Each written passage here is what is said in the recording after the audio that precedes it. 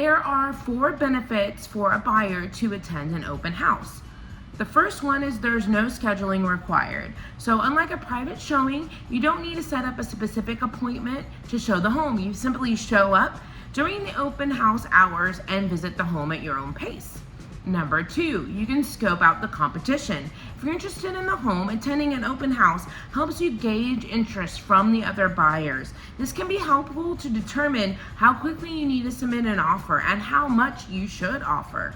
Number 3, understand the current home value. So seeing what homes are selling for in the area and what you can buy in a particular price point can always be helpful when you first begin your search.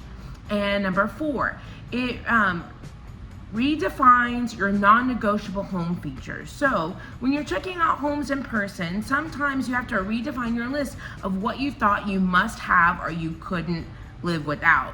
So do you really need that extra bedroom is a good example. What does the backyard size really look like? A lot of times you cannot see those in photos, and open houses help you determine that.